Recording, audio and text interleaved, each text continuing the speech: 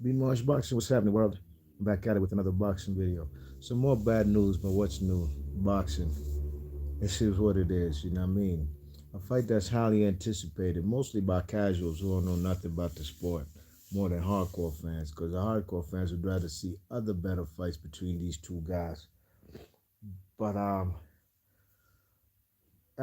what's his name? Ryan Garcia and Tank Davis, a fight that's been slated for April 15th. Looks like it's still going to be in jeopardy, you know what I mean? And I just got to find out that this fight is supposedly at a catch weight of 136 pounds. Okay. Um, what's in jeopardy? The terms. All right. Ryan Garcia wants a rematch. Apparently, Tank Davis and his team have been quiet. They've been mute about a rematch. I'm going to read you some quotes what the man Oscar De La Hoya had to say about this April 15th showdown that we might just not get. But what's new? Here we go from Oscar De La Hoya. Quote, we're literally down at the 1 yard line. What's holding everything up is the rematch clause. It's only fair if Ryan wins, then our side controls everything as the A side. This is just the way it's always been. It's common sense that whoever wins is the A side. That's the bottom line. We're not reinventing the wheel. Al Heyman is dictating everything. They've asked for this, they've asked for that.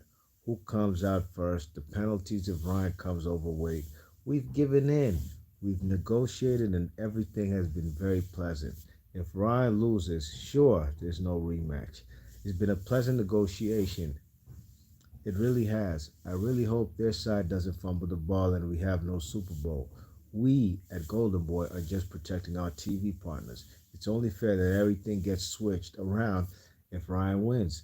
We're holding strong because we know it's fair and we feel 100% this fight is going to be made and be the biggest fight of the past few years. End quote. Those are Oscar De La Hoya's quotes. What he has to say about the negotiations and what's going on, why the fight hasn't been signed by both by fighters yet. Um, so the man Ryan Garcia, he put out on his Instagram a video of himself at Joe Goosen's gym over there in Van Nuys, California, the legendary 10 Goose Boxing Gym.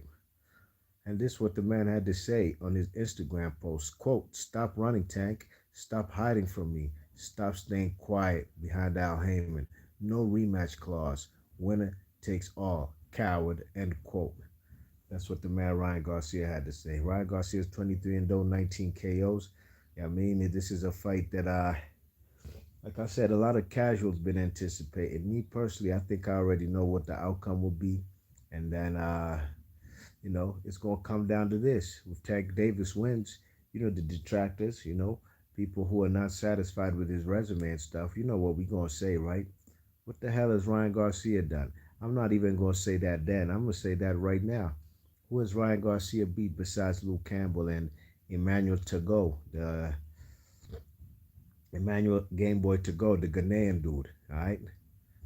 This is what it's going to come down to, you know what I mean? And that's what I'm talking about. The casuals are more interested in this fight because, they be on their Twitter fingers and stuff. I'm talking about Ryan Garcia and Tank Davis. But the casuals don't know, or even the so-called hardcore fans who are fanboys, they're going to forget that the man Ryan Garcia has ducked Devin Haney twice for a world title shot. He's been his mandatory twice, and he's decided to forego fighting for a world title. But I guess this Tank Davis fight is more important, you know what I mean? Tank Davis is 28 and 0 with 26 KOs. And like I said, if this fight doesn't get made, it's going to be yet another ball drop from both parties, you know what I mean? This is a fight that could make a whole lot of money, you know what I'm saying? And that's why De La Hoya is willing to put his guy in there with versus Tank Davis, even if he knows what the outcome will be. Something sort of like when De La Hoya put the man Canoli in there with Floyd Mayweather. Oscar De La Hoya knows boxing. He knows damn well that his man was not going to beat Floyd Mayweather that night. But the kind of payday the company could make, forget about the payday that Canoli would have made that night. The payday that the company could make They can't get that kind of payday anywhere else, regardless who they fight. So that's why they put Canoli in there with the man Floyd Mayweather in 2013, when the man Canoli had a 13-year age advantage on the man Floyd Mayweather, but still could not capitalize or even bring any kind of pressure to the old man at the time, 36-year-old Floyd Mayweather. The same goes in this situation. Golden Boy, really and truly, since they lost Canoli, they don't have no big money makers in their company. You know what I mean? Ryan Garcia has never been a world champion, hasn't really fought anybody that's pay-per-view worthy. I mean, this would be the man, Ryan Garcia's first opportunity at a pay-per-view fighting the man Tank Davis. Oscar De La Hoya has nobody on his roster who is pay-per-view worthy. Yeah, I mean, that is stable over there on Golden Boy. Ryan Garcia is his biggest commodity. Ryan Garcia can't bring in that type of revenue, that type of what you call it, gate. Like I'm talking about, people paying to go to an arena and sell that joint out. The only way they can make that type of paper is fighting the man Tank Davis. Win, lose, or draw, they're willing to take that risk. You know what I mean? Because at the end of the day, the company needs to turn over a profit somehow, some way before the year ends. And why not do it in April? You know what I mean? In the first quarter of the year. You know what I'm saying? And that's what Oscar De La Hoya and this team are banking on. Me, as far as my thoughts about them, Tank Davis and them not signing a rematch clause, I agree 100% with the man De La Hoya. If Ryan Garcia wins, then absolutely they should dictate the terms and stuff like that as far as the negotiations. And Ryan Garcia should be the A side if he does so happen to win that fight. Tank Davis, I believe, gonna win that fight. Tank Davis and them should just go ahead and acquiesce to the rematch clause. Why shouldn't there be a rematch clause? You know what I mean? Especially if the fight is a close fight, or if Ryan Garcia does well, it doesn't get knocked out and does way better than what is expected of him. You know what I mean? So I think that they should definitely have the rematch clause in place.